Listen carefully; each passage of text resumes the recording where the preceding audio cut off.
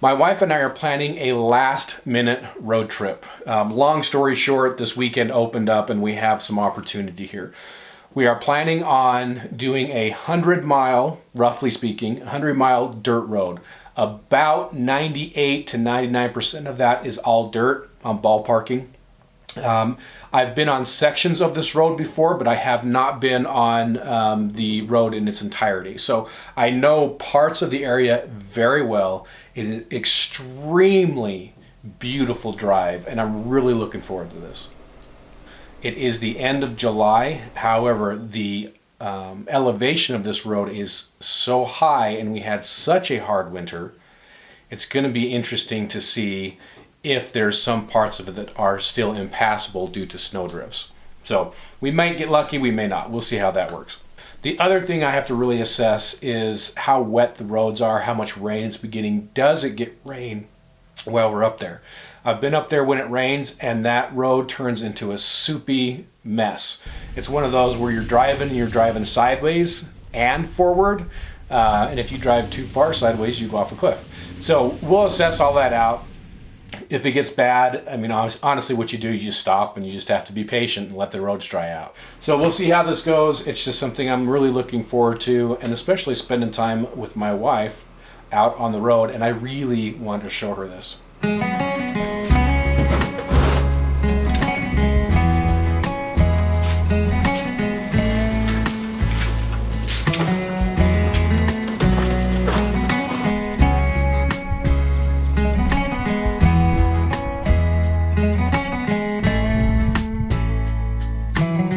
Why are you looking at me?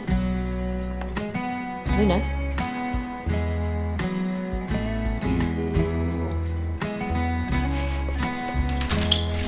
I didn't even finish.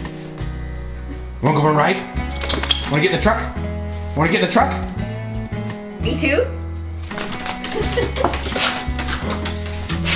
Are you going? Or should it go down?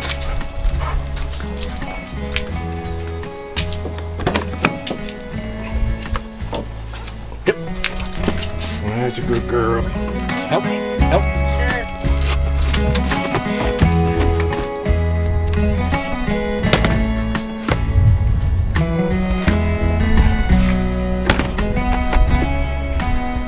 So you asked what the goal was today, and essentially it's about 2 hours of drive time a day on the actual road. What that doesn't count, maybe it's shorter because we stop and say, oh, we want to stay here. Maybe it's longer because we need to get to another spot. Or if we want to jump down to a lake and do some fishing, and depending on how long it takes us to divert. So those are just very high level ballpark numbers. Okay. It's actually less than I had imagined. Yeah, and a lot of it's road condition, etc., etc. We've hit the dirt portion of the drive, so we got here. We just pulled over to let the dog get out and do her thing, but we'll start it. This is fairly low elevation. We're only at about 6,300. We'll be going up above 10,000, nearing 11,000. She loves the water. Fighting it to drink it.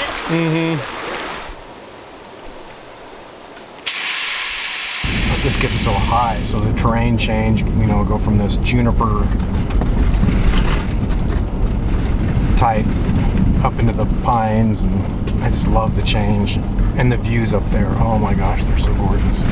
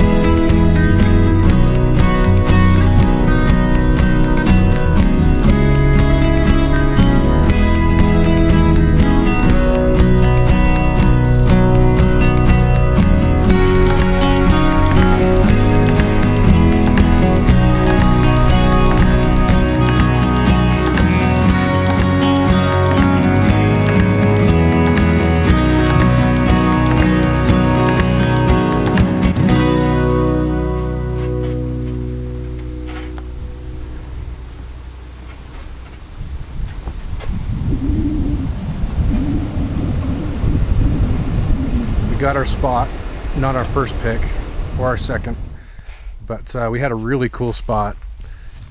But there was a lot of people. There's some big groups there, some family reunions. So, kind of got a different spot, a little bit away from everybody. I'm curious to see, in fact, maybe I'll ask you in a little bit. I'm curious to see your thoughts on this section versus the next section versus the next section, or depending on how far we go. Yeah, that'll be interesting. Yeah, so far it's amazing.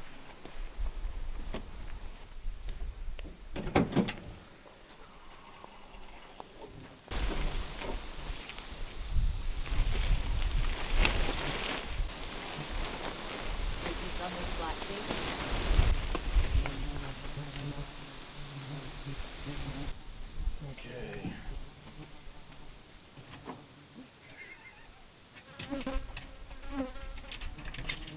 You want to come up here too.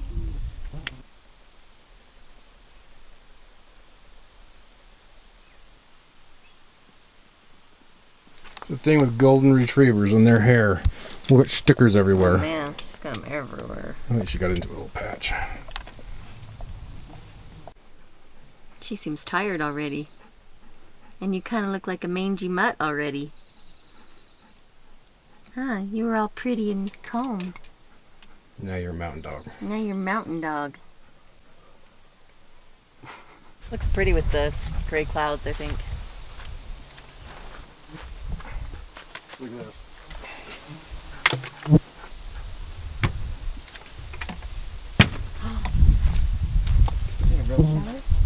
Well, sort of. So it's 2 gallons. You pump it. This connects to that, and then Cool. and that's just like your outdoor. Uh-huh.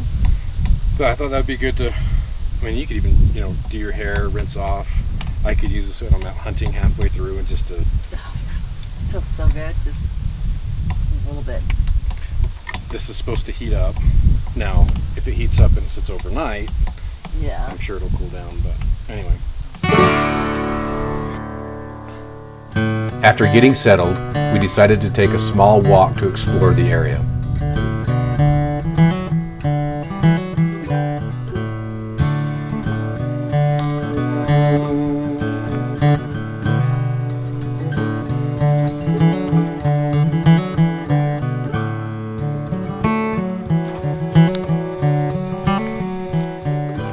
There's so many bugs.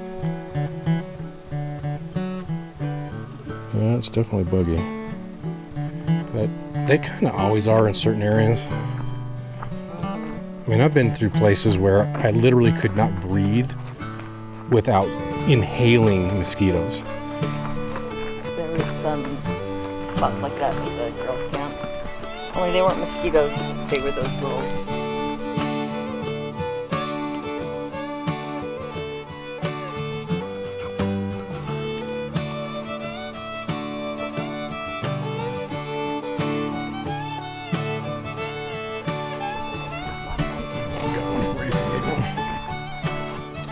I packed in a weird After we way. returned to camp, we fixed a quick dinner, performed some camp chores, and eventually hunkered down as a small thunderstorm rolled over as we enjoyed the rain and lightning from the shelter of the truck bed.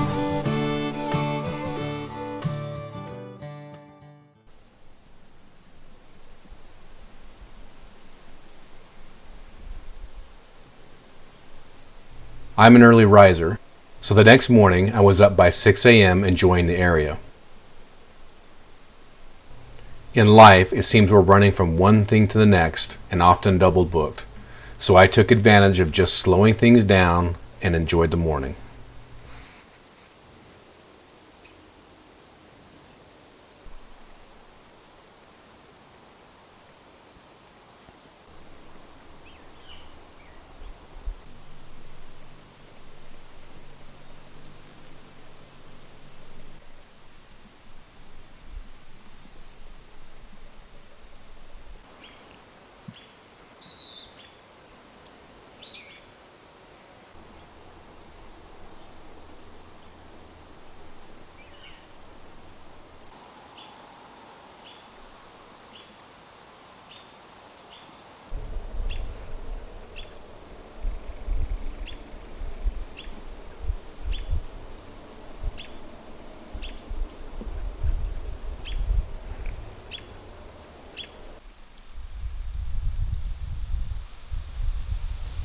With evidence of the thunderstorm still lingering, we hung around camp, ate breakfast, and Luna did what dogs do.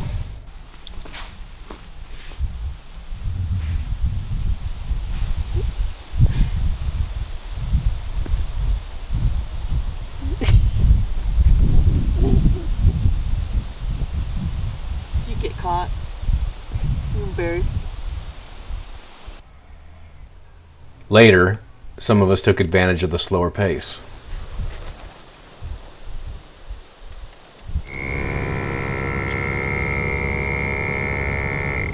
As we were getting ready to break down camp, we were close enough to the only 5-mile portion of paved section of the 100-mile road requiring me to air up.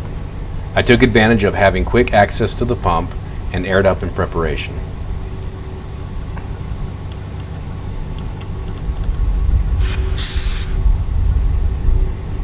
Spider web right here, a full spider web. Oh yeah? That's interesting because It had to be made yesterday or today. yeah, Look at that. less than 24 hours. Still a pretty cool setup that you just have this little compressor. Oh yeah, I mean, I'm at the point now where even if I don't air down, I bring it. Just, you know, if you get a flat tire, it goes low, but you can fill it up and, you know, Get a limp little out. farther down the road.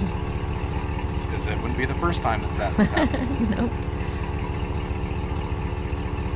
Or you come across somebody else, Mm-hmm. you know, needs a little help. Before I put it back in the bag.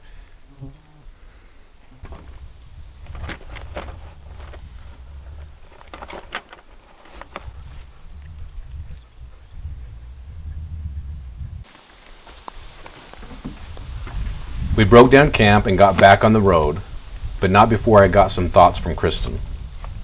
First section of the drive, what do you think?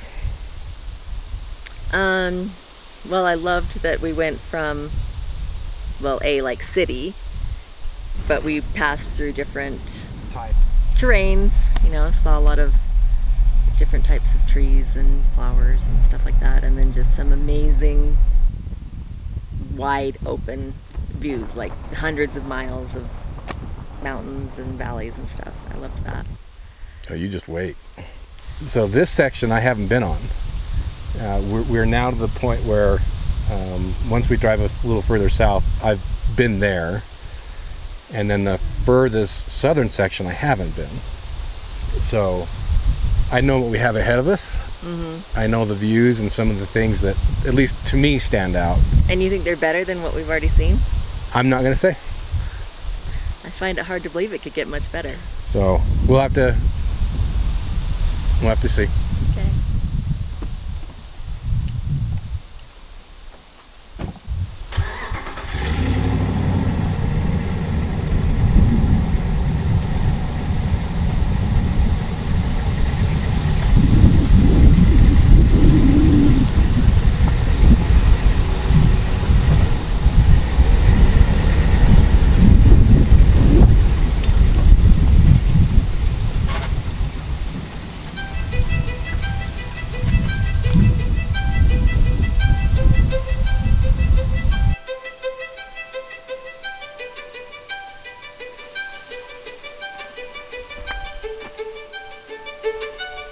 It's not an old cabin, that's a new cabin. Oh yeah? Yeah, somebody's just taking, you know, the down trees, and it's kind of cool.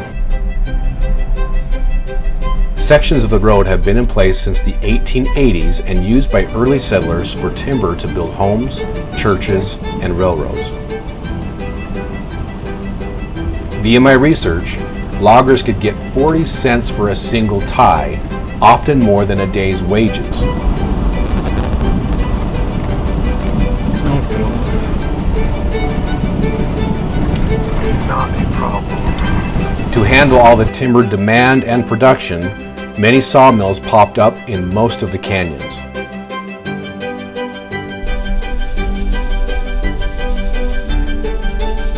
However, all the timber harvesting had a heavy impact on the area, resulting in major flooding moving down the mountains and into the small towns. In certain places along the drive, one can still see the early efforts of terracing work that has been completed over many years to help control flooding.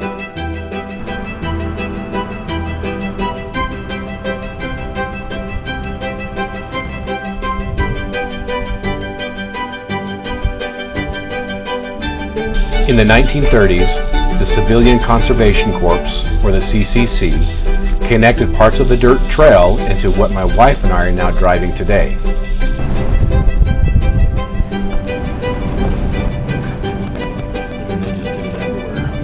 As seen so far, certain sections of the road are well maintained, which equate for easy travel. However, not all sections share that maintenance. So we're now to this section of the road that this is much slower going. And my brother used to live down in this area and was a volunteer for the search and rescue. And they got called out quite a few times to people just getting stuck on this road. Right now it's bumpy, it's rocky, it's slow going, but it's not bad. When it gets wet, that's when it gets really nasty. And certain spots, what is very imperceptible as far as the slight angle of the road goes, and when it's dry you wouldn't give it a second thought, but when it's wet and your truck starts going sideways towards a it could be a 10-foot embankment. I've been there before. It could be, in this case coming up here, hundreds and hundreds of feet. That's where people get into trouble. But mostly what they had to deal with, oh gosh, that's pretty. Mostly what they had to deal with was people come up here getting stuck, and then they're not prepared for being stuck and sitting there. In the day, it's not bad. Well, I mean, it's 12:25, it's the end of July, and the truck right now is saying it's 65 degrees. So it can get really, really cool up here. They don't bring blankets, coats, they don't bring stuff that they should bring, and that's when search and rescue gets called out. And they generally come up here and do what they can, and either bring them blankets. They can't pull their trucks out. They won't do that. Bring them blankets, bring them water, that kind of stuff, or offer them a ride back is kind of what he was telling me generally what happens. But yeah.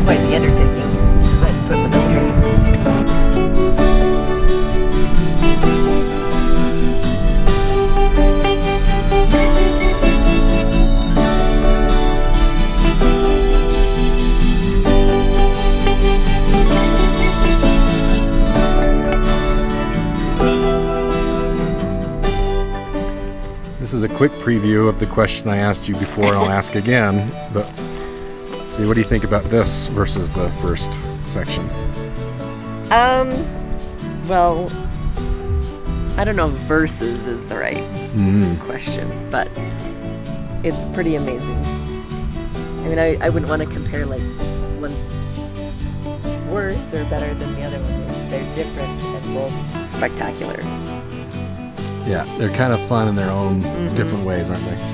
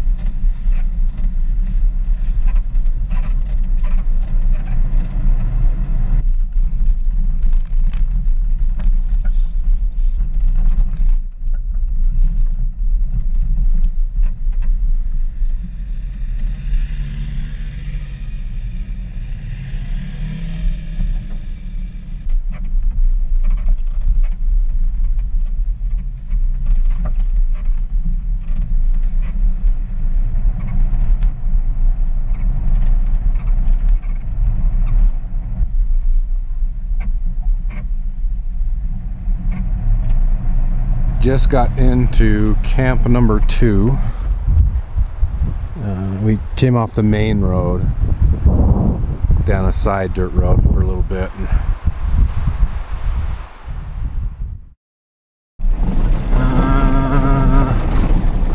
Nope.